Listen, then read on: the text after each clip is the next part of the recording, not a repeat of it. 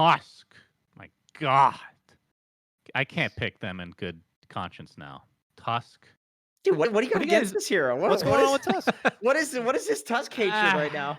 I What's don't going know. on? I just very underwhelming in my experience. My very extensive experience. What do you guys think of the shard, by the way, on Tusk? It gives him his what is that thing called? The thing that's above us. Hey, they get Undying after all. Makes it to phase 2. Great storyline there. Hmm. What is that Excellent. thing? What is his thing called for Tusk? The The sigil. sigil, whatever. Sigil. Yeah. What do you think of Mhm. Sigil? I feel like it's pretty bad. I feel like it's terrible. Good. I just want some confirmation on that, just to make sure.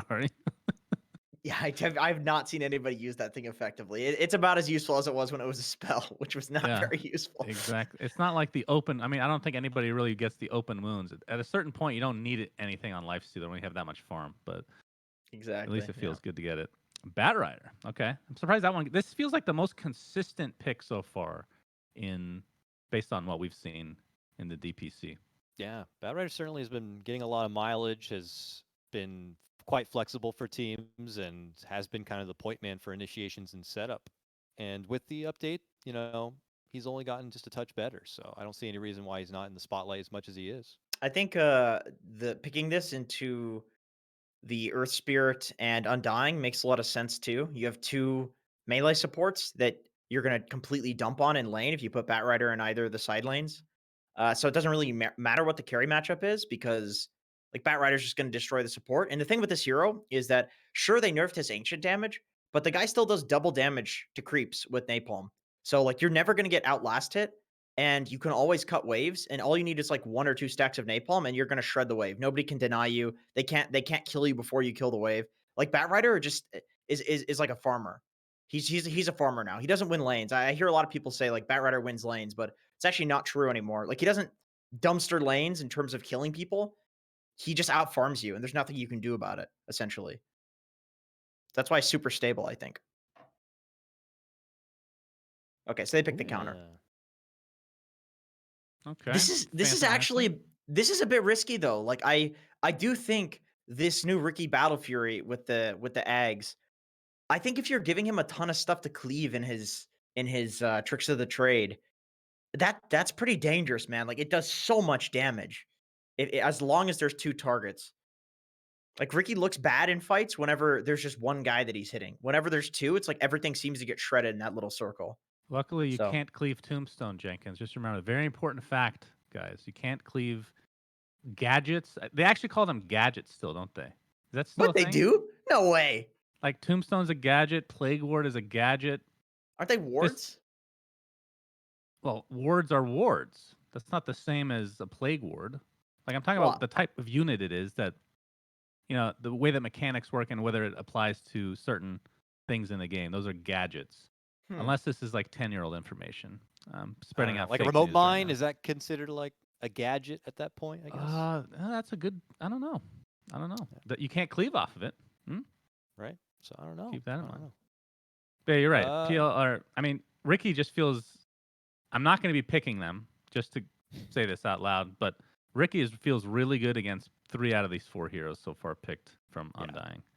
And they don't really have a way to stop the Bat Rider from kind of getting in there and kidnapping somebody. So there's not a lot of control. There is control. Don't get me wrong. There's silence. There's team fight, but hard lock, hard swap.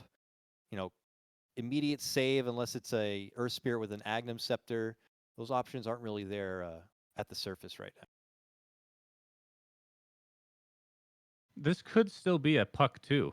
After all, this is my favorite kind of draft where if you end up with your mid laner as your first pick, but you think it's like an off lane just because they picked it first, but it ends up being a good pick overall. But I don't know if that's going to be the case this game. But just the idea of keeping it open like that is obviously going to be beneficial in a lot of cases. I do think if I'm an offlaner and somebody's like, "Do you want to play puck against Ricky?" It's like I'll do it, but I don't really want to because Ricky has so much base regen that he'll just sit there and tank through your like right clicks, and that's kind of all that puck does in lane. It's just like slowly Mm. harass you down, and Ricky just counters that and then can kill you if he goes for an early pointed smoke cloud. Even without, he could probably kill you because you have no armor. So Yeah, that's the only problem. But if they see like a really good mid lane pickup here, of course they're gonna pick it. All right, so they ban out the Hmm. Slardar, who does have that kind of innate tracking ability, but look who they grab in its place. Another track in his own right, the Bounty Hunter coming out. Haven't Okay, seen it yet, so right? So yeah, it's getting picked up a lot in pubs though. I've noticed this is that for some reason this seems to be the story of Bounty Hunter's life is that a lot of people will like respect it really highly in pubs and then just never pick it in competitive.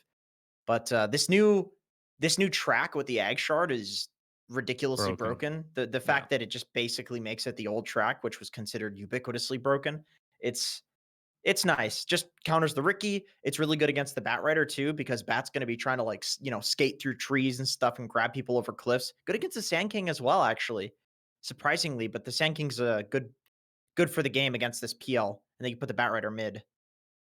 all right. I mean, we got to make this fast, gentlemen. The draft's there. A team, kind of a lot of bruisers and a single kind of late game core. Undying, a lot of melee, but late game in PL. Suns fan, who's your take on this? Is it Team Undying? Melee. Team Team Melee. Melee. Undying. Yes. And for you, Jenkins? I'm gonna go Undying on this one too. The safe bet for both of you. Let's see if Stop A copying Team, me. though, can pull out the upset, though. Let's send it over to a quick break, and when we return, it's Lyrical and GoDz to bring you the coverage. And we are back from the break. Thank you, panel, for the wonderful, I was going to say breakdown, but then it's not repetitive. GoDz, how you doing, man? You excited for the game here? We got another NA doubleheader here for Division 1. Yeah, I'm excited. We get to see some of the new teams. I think people have seen a lot of four Zoomers over the past, 9 months of quarantine and COVID and stuff. EG, you haven't seen a lot of them, so that was exciting to get to see them play yesterday. But today we get to see some of the new teams. Undying, a new roster, players that, very familiar, but A Team, complete, mystery. How good are these guys going to be? It's true. They have a lot to prove here, and obviously taking a game off of a team like Undying would give them a huge boost going in, because I think that even though we haven't seen Undying, we know these names, we know these people, and what to expect from them, at least to some extent. An A Team a little bit less so, as you mentioned. They did have some amazing freaking pictures, though. I think that you were not quite there for that one, but Spaza, oh my God, that dude's picture, he dressed up. He's looking good. I'm I excited like to it. see how they play. But yeah, getting ready to go in this one. The panel seemed pretty convinced by Undying. I kind of like the A Team's draft, though. I feel like they've got a lot of answers, particularly for the Puck, and Puck's going to need to get into some other items to help keep himself alive, I think. Yeah, it's a tricky puck game. I like what Jenkins was saying about how the Ricky actually matches up pretty well against the PL with this new Battle Fury build. It feels really good to play Battle Fury against PL in general, because once there's illusions in those fights, you're just cleaving damage everywhere. I think the one maybe weakness in their draft, which they shored up a bit with their last pick, Sand King, is the team fight. They didn't have much ways to really just take on a full 5v5 fight until this Sand King came into play. Right, and that's that sort of front line that we are hoping the Tusk could make a little bit of space for the A Team draft to do things. But I feel like he's maybe going to be more on save duty with the snowball there, trying to make sure that when somebody gets jumped on by the PL, they don't just immediately get blown up. The other thing that's going to be interesting to watch is Saberlight this time, playing on the offlane bounty hunter. The panel was mentioning this is a hero that's sort of made a little bit of a resurgence, and Saberlight, a guy coming on over from Europe, top EU MMR getter in the world right now, and now he's playing in NA, and we'll see if he can make it happen. Yeah, he's a nice pickup. I'm surprised he was kind of a free agent coming into this DPC season, because Undying, of course, they're a new team. They only recently formed this roster. Very talented individual, and I'm looking forward to see how he does. He's going to be on a slight ping disadvantage, but I think offlane's one of those roles. You can. It's not as important as mid having that perfect ping for the last hitting. Most curiously for me right now, seeing these lanes, Tomato is actually going mid on the Phantom Lancer, so they're doing a bit of a lane swap, and this could perhaps catch A Team a little bit by surprise. Yeah, very interesting. Bryle's been hiding out this entire time. They're going to bring the Undying down there now. And I guess he's just waiting to see if anybody shows up. Won't see anybody and is going to head down there. Now the question becomes, do we keep the same lanes the way that they are, or are we going to see a little bit of a change up here? I mean, PL, kind of a soft, I don't know if I'd say counter to Bat Rider necessarily, but at least he can keep himself survivable with that doppelganger. Yeah, for sure. It's like PL is picked against Batrider, but a 1v1 mid lane, PL's not going to win this lane by any means. He's not Right. going to lose it. I think both these heroes will farm. As kind of the panel mentioned, Batrider is this kind of farming hero, so if he gets some stacks back in the jungle, he's going to be falling back, just playing this greedy style. But we're just going to see a bit of a farm trade here. I guess the idea is they just want to send the PL mid because he's going to be able to sustain himself. But I also think Puck theoretically would have done fine there as well. Well, we'll see if it ends up working out for them or becomes a bit of a problem. A roll in up top from Moon Meander trying to jump onto Old Yoda, but they will rebuff him. That ward that was placed off to the side saw the roll, and he was just able to get an easy step back. Yeah, so it doesn't look like either team is going to try and change what these lanes are. I think the one maybe consideration for A team was if they wanted to swap they probably wanted the Sand King versus PL matchup, which is why the PL ended up going mid, but you don't want to get into this lane swapping game and turn it into a weird game of Dota. They have good lanes, they have good matchups, even if they didn't get the perfect ones. True. Well, you can see again a bit of a battle up there top with the two eventually invis heroes, the Bounty Hunter and the Ricky. It does definitely, the panel's talking about sort of being a pub-oriented thing, and it kind of has that feel slightly. You've got a couple of flavor of the month type of heroes, as we are going to have a Lamau and a quick rejoin, hopefully in just a moment. As we are taking a look at what's going on. And I'm not sure quite what's going on right there with them, but hopefully we'll get them back into the game and the game back underway in just a moment, as Grimstroke is going to be reconnected. So one thing that kind of sticks out to me in this is going to be where do we end up with like the PL? Is this going to need to be like a PL versus the world type of game as the position one? Or do you think that Bounty can actually start to become a real right click or just a damage dealer in general for Undying here? I think in the late game for sure. The way I see them trying to play this game in the early to mid game is, they're going to be playing it and fighting with the other four heroes. Bounty Hunter, Puck, Earth Spirit, Undying. These heroes want to fight. They want to play active. So PL's kind of like the insurance policy. Right. Moon in some trouble up top. Getting in a lot of trouble, definitely forces out the Fairy Fire. Rises still looking for that chase down, and Old Yoda. The man makes the first blood happen. Well played. Yeah, good start for A team with that first blood. This Ricky up top is having a perfectly fine lane. The bounty pressure gets a little more annoying as he gets levels. That second point in Janata is stealing a bit more gold, lower cooldown. So we'll see how well this lane kind of continues for them as Undying do get the D ward. I think Moon kind of realized, like, they keep seeing my rolls coming in. There's got to be a ward here. True. Yeah, that's what they need to get right there. Should mention, down bottom, this lane has been kind of rough for the Bloody Sky so far. Only one last hit on the Sand King. Definitely not having as good a time with that Undying and Dubu just being a butthead this whole laning stage. Yeah. Sabo gets some revenge, snipes Dubu's courier, but this is the Dubu special.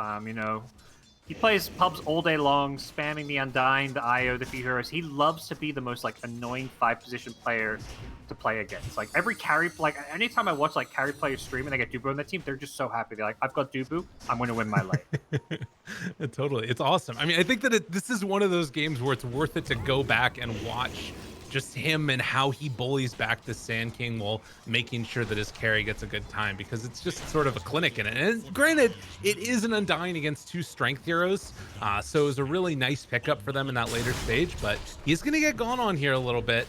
You can see a little bit of frustration being felt by the A team, but he's an Undying. Very hard to bring this guy down.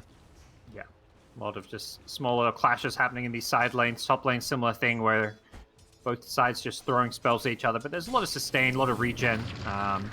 Ricky is high base regen, and Undying just playing with a lot of regen on Bounty as well as Earth Spirit as well. Oh, and in the mid lane, Tomato will pop his stick now, but he had 7 stacks up on him. You can see that even when he's got this much, he's just not that afraid. As down, or up in the top lane rather, they try and make another kill happen as Bloody Sky dies down bottom. So multiple kills across multiple lanes. Yeah, it's, the side lanes is where the action is. There's some pressure coming in. Prince is going for a kill on Tomato. The rune spawning bottom, and it looks like Prince is going to get it. Tomato, instead of going for the rune, he's like, okay, I'm just going to make sure I stay alive. Well, he did stay alive there. And an arcane now pop, which means even more spam onto this PL. You know, who's still, I mean, it's not looking like a terrible last hitting battle for him, at least for now. But it's definitely annoying. I think if Prince had like a 2-1-2 build there with a point in Flame Break, he could have gotten a kill. Of course, he doesn't really have the mana to support Flame Break, so it's not like he knew he was going to get a chance to get this kill. But yeah, Tomato is constantly getting pressured, but this wand, you know, he's just going to have like max wand charges all the time, so he's constantly getting this free HP regen. True. Did have to bring out a salve right there as Moon Meander made the rotation over, trying to put himself in a position to secure some bounty runes here. Zazbo able to get the courier kill as well. With Undying TPing out of bottom, it means that it was a free 2 runes down bottom. And Moon now heading back up top to see if he can maybe make something happen here. Saberlight, level 4. Getting a little bit of aggression on to Rise here, but he should be fine on this Ricky.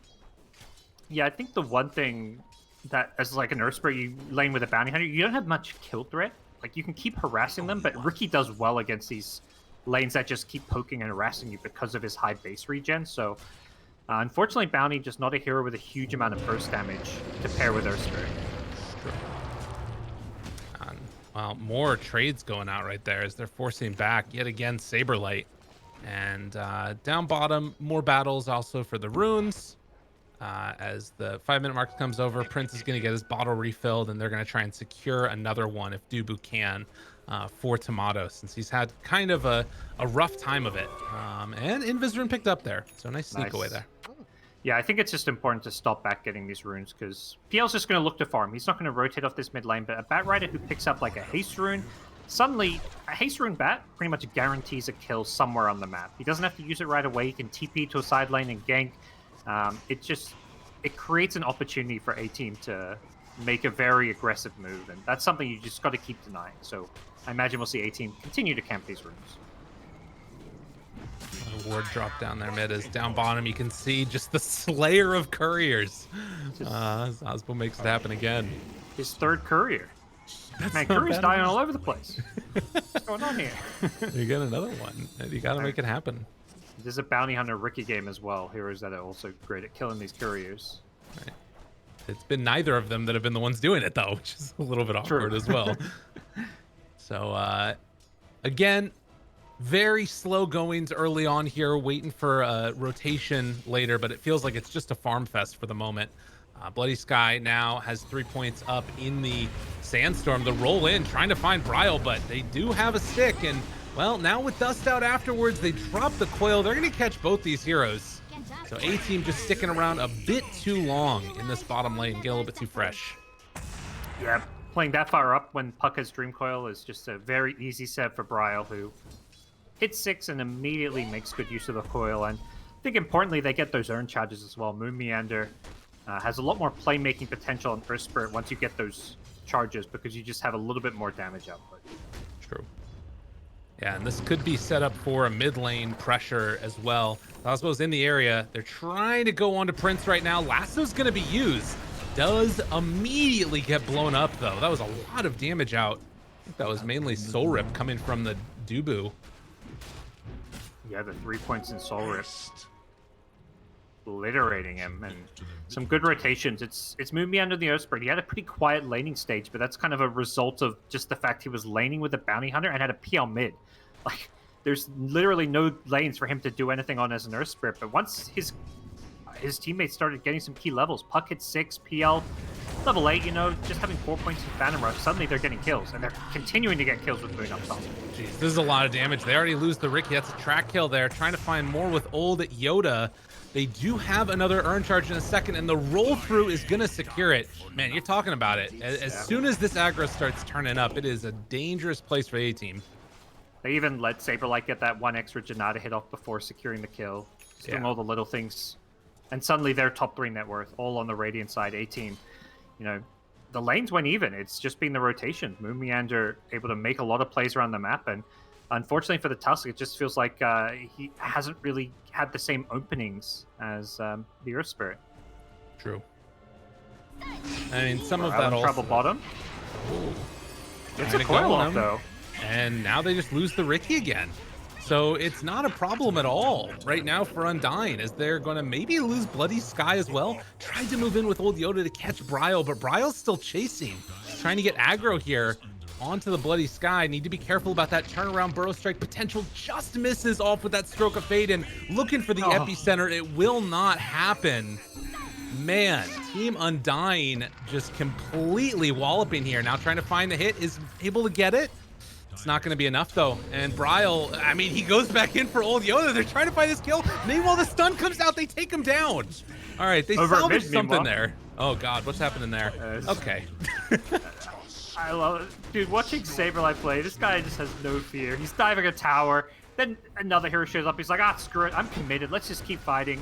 Unfortunately, you know, Bryle couldn't land the orb because it was a nice dodge, but they're not done getting kills here. Moon has now found Prince with the Magnetize. Doesn't have the damage, it looks like. Prince is looking to turn this one around. Lasso connects. Bryle going back in, thinking about it at the very least, but decides not to jaunt. There was also a battle that was happening mid between Tomato and Rises, as Tomato was able to dodge a Burrow Strike, but a 4,000 gold lead now at 10 minutes. I mean, this was dead even just a couple of minutes ago. That, you know, I guess the quick kills with Track coming into play, getting some extra bonus gold as well. Very heads up play and a really good decision to pick up there as Bloody Sky tries to go for the Epi again and does not manage to get it out. Oof. God, this is looking rough. Back at bottom, another kill. They're just picking them apart everywhere on the map. All they needed was to get this Dream Coil up on Puck and have the Bounty Hunter come online. All Bounty's done is just run around with phase boots, but he is absolutely destroying them. They're still thinking about going in more. That might have been a bridge too far there for the old Dubu. And they are going to spot out. Okay, there's a ward up there on that high ground. We'll see if Undying decide to take that one away soon. But you can see A-Team, they're just trying to hold out right now. Like, all these wards are just defensive in line, trying to make sure that they can respond to the pressure. Yeah, they are getting ran. This is very concerning when you also take into consideration that there is a Tomato Phantom Lancer who is not really getting involved in fights. He's just free farming, and it feels like Ricky is being forced to fight to help turn this game around. So one team is winning the fights, getting the kills, and also has a carry who's getting way more space. True. Yeah, 3 deaths on Ricky at this point is not what you want to have happen.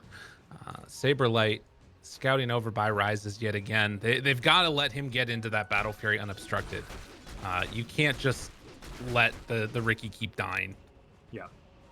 It's tough. You've got to try to figure out, okay, Ricky needs to farm this Battle Fury, but can we win fights and get kills without him? So it does really feel like the rest of the A-Team have to play together as a 4-man unit. They are smoked up top.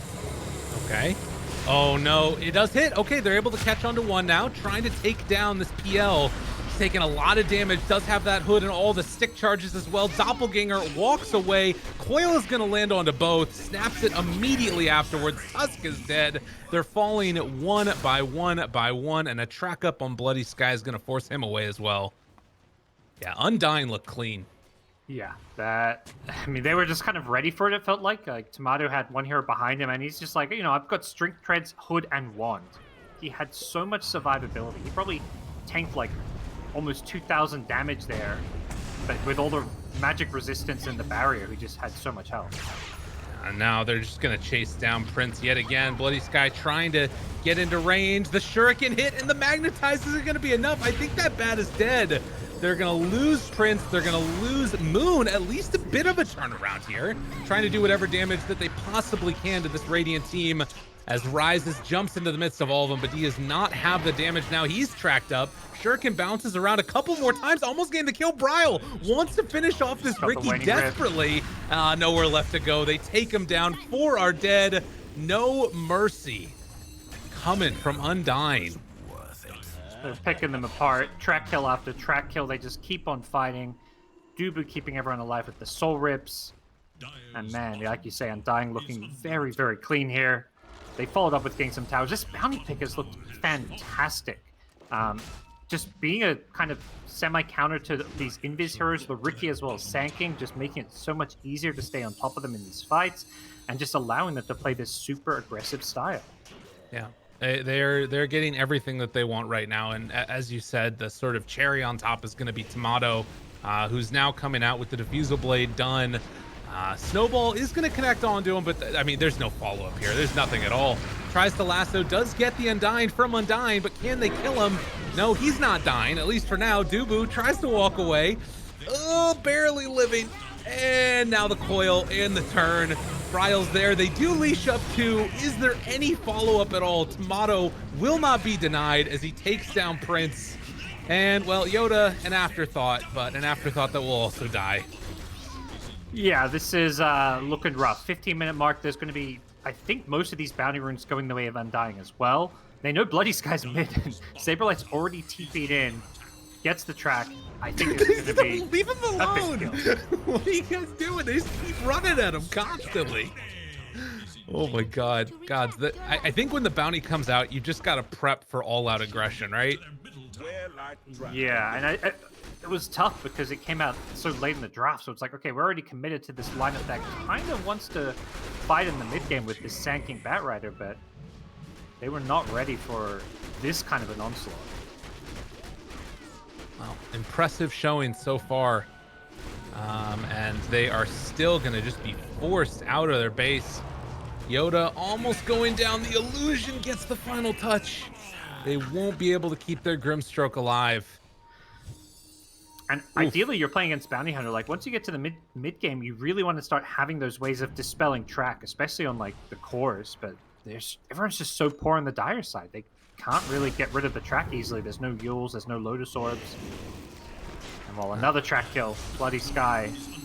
He's in trouble. Rises is in trouble. They're leaving him to die to the tombstones as they chase after the Ricky, get him again. And the zombies, will they finish the job? Looks like Bryle's going to come in to do the cleanup work. Godlike for him at 16 minutes as well. The Grimstroke died on the other side yet again.